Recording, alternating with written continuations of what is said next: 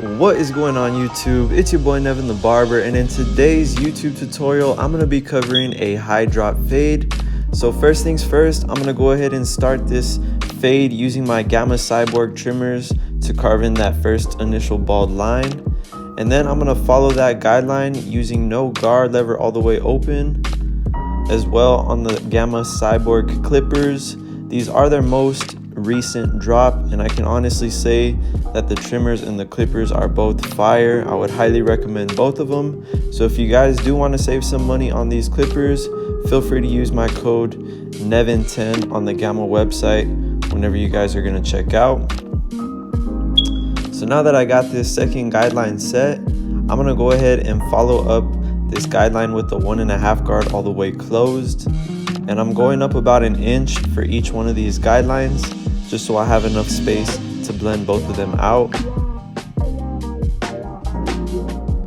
And I'm basically just going to be working with both of these guidelines. I'm going to begin blending that top guideline into the parietal ridge, doing some clipper over comb. And I kept the same guard on, which is the 1.5 guard, just to be safe and maintain some of that bulk up throughout the parietal ridge and the occipital bone. And always be sure to roll that comb off of both of those bones, that way you guys don't cut up into the crown area. And now I'm going to begin blending out that middle guideline from the 0.5 into the 1.5 using the blur guard. And if you guys don't have the blur guard, you can substitute this guard using the half guard. So I'm starting with the lever all the way open, and I'm just gradually closing that lever one notch at a time. And every time I close that lever, I am shortening my cutting stroke, just because the hair is getting cut a tad bit shorter. And little by little, you guys can see how that fade is starting to blend together. You really don't have to make the fade harder than what it is. Always remember that the fade happens from the 0 up into the 1.5 length. And before I erase that last guideline, I'm going to go ahead and line up my client. And I like to do this before erasing that last guideline, just because I feel like it brings more contrast to the fade. And I'm just doing some trimmer over comb right here, cutting out any flyaways that don't need to be there.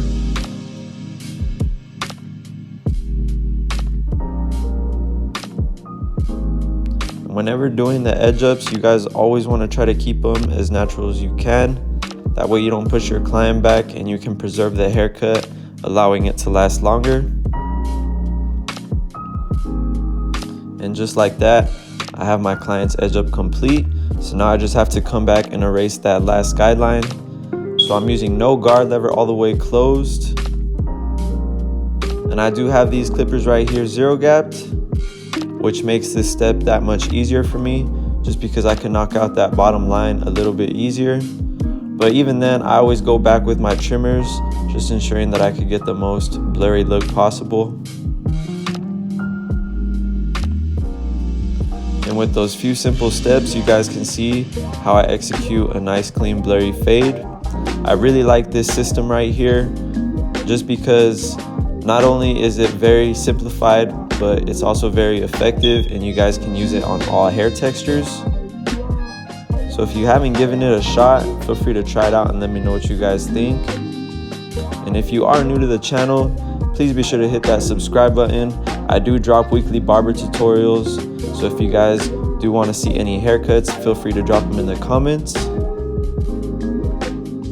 And here, just coming back with my Gamma Cyborg trimmers, flicking out any last double IC. And I'm going to repeat the same exact steps on the left side of my client's head. And since this is a high drop fade, I'm showing you guys how I do drop it on the back of my client's occipital bone, just to create that contrast on my client's skull. And it's very important that you guys do a scalp analysis before cutting your client's head. That way you know exactly where to place your fades.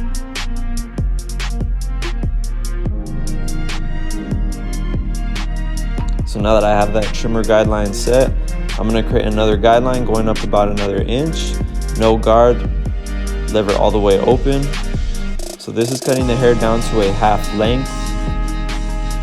And with this guideline, you do want to give yourself enough space to blend it out, which is why I go up about 1 inch. And just make sure that it's nice and consistent all the way through. Always remember, clean guidelines will equal a nice clean fade.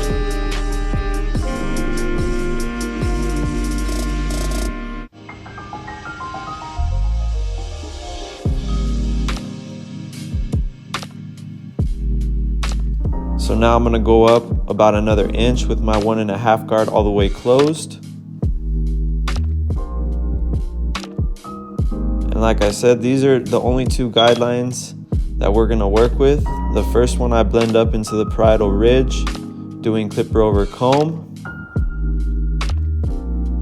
And if you guys haven't tried this out, I would highly recommend it. It saves you from going from the 4 guard, the 3 guard, and the number 2 guard. And if you guys have learned anything in the tutorial so far, please be sure to smash that like button. I do appreciate all the feedback that I get from you guys. So now I'm going to begin erasing that middle guideline using my blur guard. And I really like this guard right here because when you have the lever open, it actually cuts all the way up to the 1.5 guard length. So feel free to check them out at blurguard.com. I will be sure to include their link in the description as well.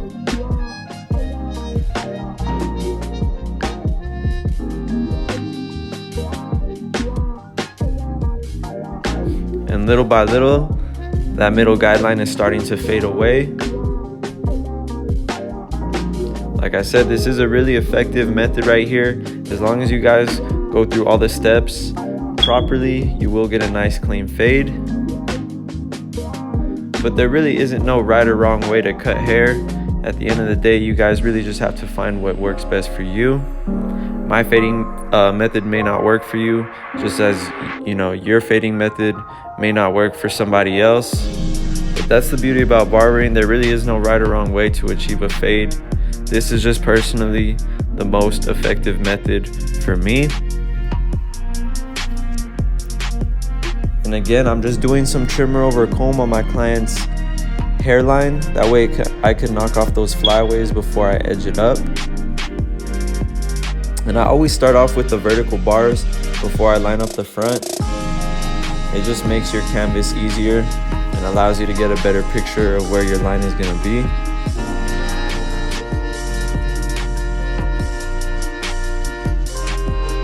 And I'm just lightly tapping, as you guys can see, and it's already looking nice and crispy.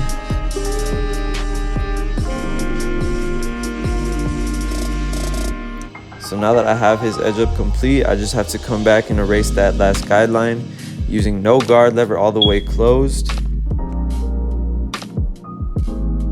And I'm just gonna start opening the lever 1 notch at a time, opening my cutting stroke as I do so. And you guys really just want to use the corner of the blade and detail as you go. This is one of the most important parts of the fade right here, just because this last step is going to create the contrast and the blurriness in the fade. And like I said, I do have these clippers right here, zero gapped. I always recommend using a zero gapped clipper when doing this, just because it'll make the job a little bit easier for you. But just be patient with it and pay attention to your client's growth pattern of the hair.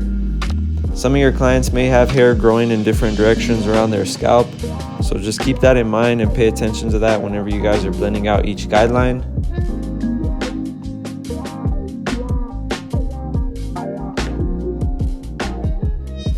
So now that I have the fade complete, I just have to come back and remove all of the bulk. And personally, this is my favorite part of the haircut, just because you can see how everything comes together with a nice clean transition. And another reason I like this fading method so much is because you won't find yourself struggling to blend out that last guideline, and you also won't push up your fade just because you save removing the bulk for the end of the haircut. But again, like I said, if you guys have learned anything in this tutorial, Feel free to try it out and let me know what you guys think in the comments. And I'm just following up that stubble using my Bronze Series 9 shaver. It's always important that you guys finish your haircut with a foil shaver or the razor blade just to clean out the stubble all the way down to the skin. And I always go back with my trimmers, just ensuring that I flick everything out and blend everything together. And you guys can see how blurry that fade is looking now. And for the top, I went ahead and just texturized it and thinned it out for my client a little bit. He didn't want to take too much length off, but I just gave it some more texture for him. And this right here is just a shear method called slithering. I'm just running the shears through at a 45-degree angle. And it's really just thinning out the bulk.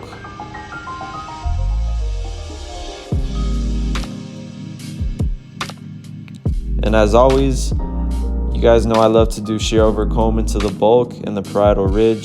So I'm just finishing up, cleaning out any last dark areas I see in the top of the fade. And these are my NevinTheBarber shears. If you guys do want to purchase a set of these, feel free to message me on Instagram and I will get you guys squared away. And shout out to Faded Culture for sending me this clay right here. I'm just going to style my client's hair with the matte clay. It's always important that you guys style your client's hair after you cut it. For one, your client may not know how to style their hair, but two, it also just shows them how good their hair can look after it's cut and it's styled. So just keep that in mind. It's all these small details that'll really make a big difference and get your client to come back in your chair. And never be afraid to go back in detail and double check your work, even if it takes another 10 to 15 minutes. Not only will your client appreciate it, but like I said, it will increase your chances of retainment. And I'm just finishing up this cut using the razor blade to sharpen the lineup and clean up my client's eyebrows. But that is about it for today's haircut tutorial. Again, if you guys learned anything in the video, please be sure to hit that like button, drop a comment, and subscribe to my channel if you haven't already. But it's been your boy NevinTheBarber, and I'm out. I'll see you guys in the next one.